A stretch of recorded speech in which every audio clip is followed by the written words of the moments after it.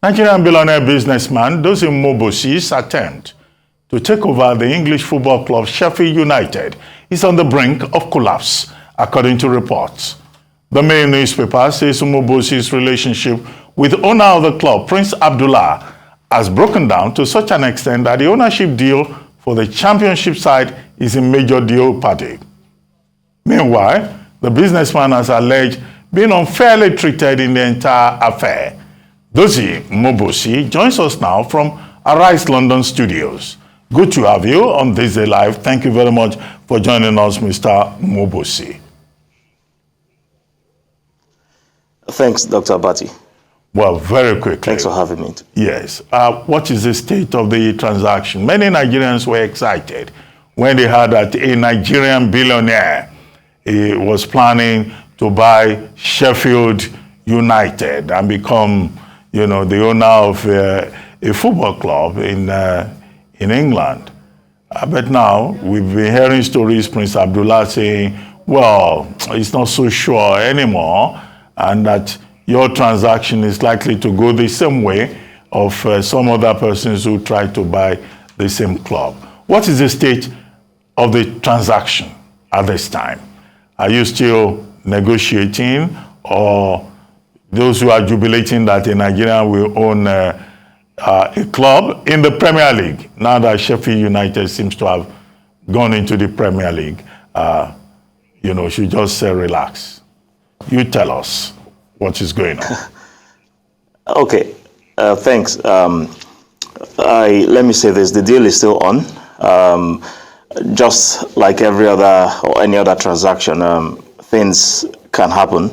But in the last 1 week, we've been talking, and we've come to a conclusion now, and the deal is ongoing.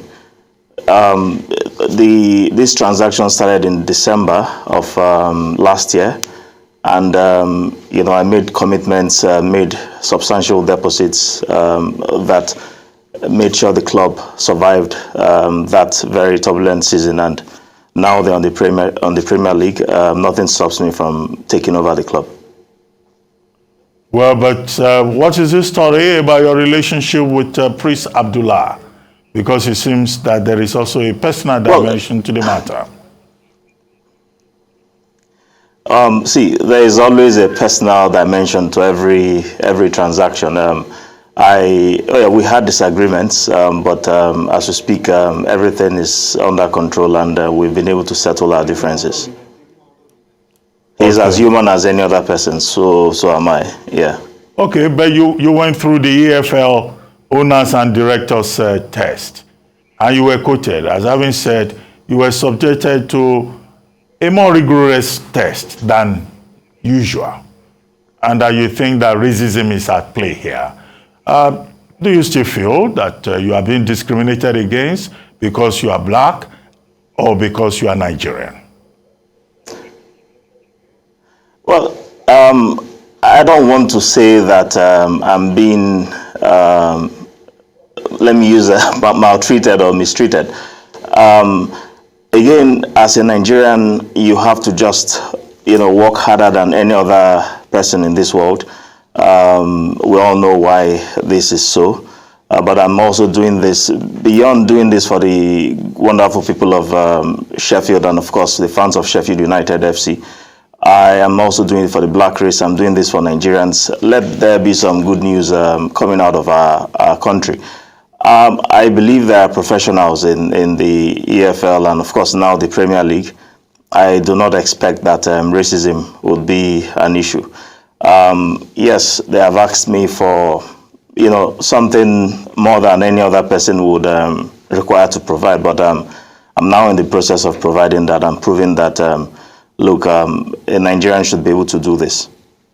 No, you have not answered my question. I'm saying, do you feel that you are a victim of racism? It's a very direct question. See, I do not feel so. The United Kingdom is a very civilized society. I do not believe racism is at play here. They are going to do the right things, and that's what my team and I expect to happen. Okay, but why Sheffield United? We have football clubs in Nigeria. Why don't you want to buy some of these our clubs in Nigeria, Kwara United, Akwa Ibom, whatever, you know, all this and that? I mean, because we want to develop the league in Nigeria too. So why are you more interested in football clubs in England? Well, first, I'm everywhere in the world. Don't also forget that I've been supporting the league in Nigeria. Last year, I started the Super Cup, which is the official preseason tournament, which was a 100 million naira cash prize. This year, I've upped it to £1 billion naira. I want to show the world that, look, you know, see, look, growing up, I watched the Super Eagles, and we know what it is today. I don't think we should fold our arms and not just support the league. Going back to Sheffield United, that was really opportunistic. I love football, but a banker friend of mine told me about that opportunity, and I went in there and saw a city that felt and looked disenfranchised, and I said, look, maybe I should do this. And then the first day I met with Prince Abdullah, I shook hands and moved funds. Yes, the club was troubled at that time. I made some commitments and made sure that they stayed afloat. Yeah. Okay, but how familiar are you with the football clubs in Nigeria? We have clubs like Lobby Stars, we have MFM FC, we have Kwara United, you know, we have some of these, we have Kano, Pillars, all these clubs, you know, that are trying, Giwa FC, Eyimba FC. If you were to say, okay, the Nigerian League, which one would you like to buy? Academy Warriors, for example. Or you don't think these ones exist? Look, no, they do. They exist, and my support for all of them will continue. Just a few days ago, I was on a call with the deputy governor of one of the states in Nigeria, and we spoke about one of the football clubs there. And first, I want to support all. I don't think it would be fair to just own one when I know that they all need support. I want to start this process of investing in that in the league, and let's start putting in proper money into football in Nigeria. And maybe down the line, I think I should have one, but again, you know, I cannot be a judge in my own court. I can't be supporting a league and then own one football club. That's my opinion. So I would rather stay on supporting all the clubs, you know, through the Super League I have introduced. Okay, but let me go back to England. But clearly, the you know, clubs there need support. Yeah. Let me go back to England. So if this Sheffield United bid fails, how will you feel? Would that discourage you from further attempting to own a club in England? No. I'll continue to seek opportunities everywhere, but I do not expect it to fail. I'm going to stay on until both parties think it's irredeemable. You know, I don't take no for an answer. I'm going to just keep pushing until I get it, because I know I have what it takes to make my country proud, and what it takes to make the city of Sheffield, and of course the football club itself, a world-class club in the world. So. Okay, what is the attraction with Sheffield United? Is it because it's convenient for you to make a bid for it, or you have some kind of connection with the club? See, I initially it was opportunistic. I visited Sheffield, and I experienced what I till today feel is kind of disenfranchisement. Coming from Nigeria, in the rural parts of Nigeria, for instance, well, I didn't grow up in the rural parts of Nigeria, but I've done business in the rural parts of Nigeria, and I've made something great out of it. I feel that when I go into a disenfranchised environment, I know how to turn things around, and that is exactly what I want to do with this club. So that is the connection. It's now become a spiritual connection, and I think I can really work very hard with my team to make this club a world-class club. Okay, beyond football, you are... And of course, we know that, yeah. Please go ahead. Go ahead. Please go ahead. Okay, we know as Nigerians, yeah, I was just going to say that also there are benefits for Nigerians. I'm doing this for my country too. Okay, doing something for your country. You are beyond football known as an agri-fintech entrepreneur trying to promote farming in Africa. Can you give me some ideas about that? I know you have Tingo Incorporated. It's your holding company.